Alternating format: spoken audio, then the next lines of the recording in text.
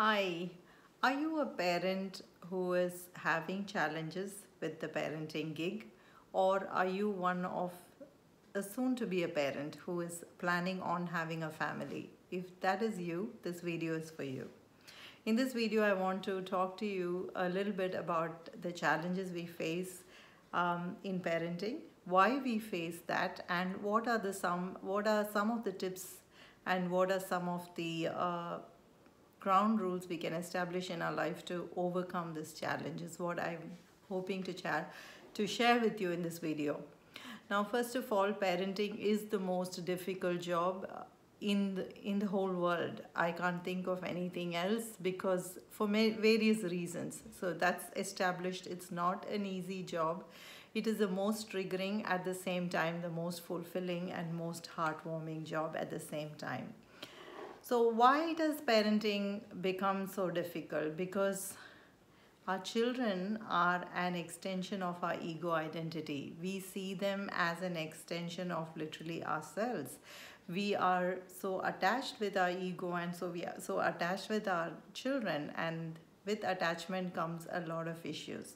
There are a lot of expectations, how they should be, how they act, what they accomplish, and so on. And when those expectations are not met by the children, or they are rebelling, of course they rebel, and all of that happens when our expectations and the reality is not matching. A lot of triggering, a lot of mismatch leads to a lot of heartache and arguing and blaming and shaming and questioning yourself about how good a parent you are, and so on. So the number one thing for us to integrate within ourselves is that our kids is an individual being. Yes, you heard this many times, but to really get it from within you, to have it really coming from a space of authentically believing that as a fact, it is a process, it takes time. That kids are an independent entity who have chosen to come through us so that they can have their own life lessons that they choose to have, that soul chose to have in this lifetime. We are, this mom and this dad are the best candidate to give them that life lessons, be it bad lessons, be it good lessons. So this is the truth. But us understanding that, even if we understand that, we tend to forget it because ego is there. It's very difficult to live up out of our identity, and this becomes a frequently triggering, frequently an issue in our life. So to repeat this to yourself and to understand and to look at them as an individual entity is number one practice for us to do. Number two is we have to strive to be an example for them instead of coaching them. If we can just choose to connect with them, the connection also will come if we are able to be an example rather than kids. All they need is a joyful parent, is a happy person to be around, and they don't need anything more than that. They just need an happy person that they can feel gravitated towards. Someone who's having joy, who's smiling, who's happy is what the kids need, because what basically they do is literally amplify and mirror back whatever is our deepest fears and our deepest issues that we have, that we need to work on. The kids literally mirror that by amplifying that and showing it in our face, and it can be really, really difficult to face that truth. And we don't even look at it that way. We think that they take after the father, or they take after the in-laws and so on. Literally the kids amplify whichever parent they are around, their deepest fears and emotions. So if we can regulate our emotions, we can literally regulate our kids' emotions as well. So the person to work on is not the child, not to take them to a child psychologist and try to fix that person. If we can fix ourselves, that will change. Because for me, in my own journey, parenting was the most difficult, triggering, thing in my life, as any other mom would relate as well. It brought my deepest fears and my deepest attitudes and limitations that I had, that even I didn't know I had, and it was really, really painful. But at the same time, parallelly, I was on my journey of inner work. I was really committed to my inner work. So I chose to see this whole thing as my children being my gurus, literally, who are always ready to show me my pitfalls, show me where I'm going off track, show me where I'm acting from a space of limited belief, and so on. So they always gave me a material to work on. I knew that constant feedback they were giving me, uh, how I'm snapping, how I'm getting angry, being intolerant or not ready to to play. So all these I needed to question within myself. Why am I behaving like this? And as a part of inner work, at one point I decided that I knew that I had to be an example, but one point I decided to disassociate myself with this whole idea of uh, trying to take care of them and mother them and parent them. I started parenting myself, in the sense I started to take care of myself and put all my energy, which was trying to fix them or trying to train them into certain things. I started doing it on myself, more inner work. And as a result, what happened was I was feeling more peaceful, joyful. I was more aware of what are my strengths and weaknesses and my deepest patterns that are self-sabotaging myself. When I became aware of all that, I became a joyful person to be around. There was more peace and there was more rhythm in my life. And what happened? Kids were just amplifying that. They were more peaceful. They were doing things without resisting, and they were gravitating towards it. They were attracted towards me. They wanted to play with me. They wanted to be around me. I didn't do anything. It worked. It took much lesser work than when I was pushing them, trying to give to them, but from an empty bucket. But now I was full, and I was only filling my cup, but things were falling into place. And I realized it was me who was making the whole thing more difficult all along. I didn't have to do that.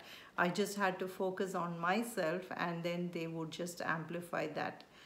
And I also it's also important to set a space of an absolute non-judgmental space at home. Anything goes. Like, you get to be angry, you get to fall apart, you get to be happy, you get to express whatever emotions. Instead of telling kids don't cry or don't be angry or do this or do that, let them be and honor all of their emotions, and show to them that it is okay, that even I have my off days. I have my days when I'm happy. I stuff up things. I sometimes do. I also do well at some days. So they need to see that it is all okay. You also fail sometimes. You get to be successful. So you show them that life is a mixed bag, just by showing that you be authentic with your emotions, and show them that I'm not perfect, and I don't expect you to be perfect. It is okay if you don't feel like doing something, or it is not saying like it is showing to them that it is okay to fall down, but you also get to get up and be cheerful and happy and carry on. So that is important. Instead of judging their emotions, having a non-judgmental space is really important. Having an open mind about accepting the person as they are, the child as they are, really makes a big difference. And the third one, I actually do this disclaimer with my kids, that there are days, I will stuff up. There are days I will not give you the love that you needed, or your father will not, or your friend will not, whoever's. You will not get the love that you need from other people. They will fail you. There'll be days they will meet your expectations. There'll be more days they might not meet your expectations. I might be less empathic some days. I might be judgmental some days. So because I'm not perfect, dad is not perfect. So you don't form your judgments about who you are based on how I react to you. Mom and dad is not like we see as children. They see mom and dad as a hero of their life, and we have to show to them that no, we are also another human being who is traveling with them together in this whole conscious journey. So we all get to travel together, we get to share with each other, love each other, and support each other in this conscious journey, rather than them looking up to us and forming their own identity based on how we behave, how we treat them. So this is very important. I've told my kids that I'm not perfect.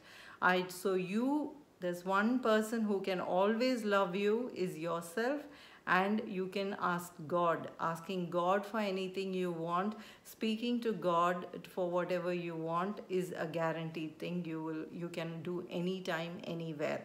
If mom is around or mom is not around, that dad is around or dad is not around.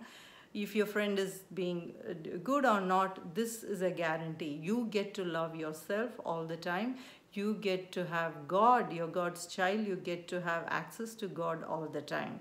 So that's another thing. So having kids have some kind of a faith with God or universe, whatever you want to call it, with a higher entity is really, really important for their mental and emotional well-being, so that they have this person to talk to. I have gone through childhood tragedy where I lost my mom in a road accident, and my dad became a quadriplegic, and then I had a difficult childhood as a result of this huge tragedy, and I felt like mostly uncared for, abandoned, but I saw through my siblings, each one had our own perspective on life, and for me, I think a great strength came from my ability to somehow trust in a higher entity that I'll be taken care of, that I am taken care of. So whenever I had rock bottoms, I had someone that I could talk to. And as a result of talking or writing to God, something from within me would nudge me to take an action that would make me overcome that grief or overcome that problem, whatever I was facing. So making kids develop a connection to a higher entity, to God or universe, is really, really important for their mental and emotional growth as well, and a big tool for parents to use. To make parenting easy. Instead of you being the God to them, you actually introduce God to them directly. So that's really important. I think, I've shared what I wanted to share. This whole clarity, this whole confidence in parenting has come about purely because of the inner work I have been doing and continue to do. These insights to really come from a space of not from reading a book and telling them, but not embodying what you're telling the kids. They catch you out on your lies straight away. They're so prompt, and they are so honest with their feedback. If you're going to tell them something and not embody that, they are not going to do that, and they're going to tell you straight on your face. So this whole process of embodying an inner work is the most important part of being a parent, as far as I'm concerned. I have a wonderful program with excellent outcome on doing inner work. I will put the link below. I have it on my in my school site. This is an excellent program to get started with your inner work, to find who you are, and to go to work on your own anxieties and fears, to show up as a person who has peace and who feels stable in their own emotions, and who is available and to be present when your family needs you. So all these are important qualities we need to embody to be a parent. So in order to train that, I have this excellent process in this course to take you through a step-by-step process explained with science and explained in a way that it is not difficult to practice. It's easy to embody with and creating a huge impact in a short period of time. So I've had excellent results from this course, and so I have made it available now as a digital program as well. It's available for you to purchase from my school site, and you get to have a one-on-one coaching with me when you purchase the course links that I sent you as well.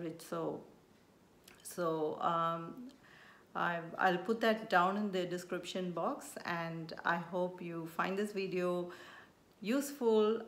Be sure to give me your love by giving me your likes and subscription, and subscribe to my channel if you like my content, and share with your friends whoever you think will benefit from this content. Have a nice day. Bye.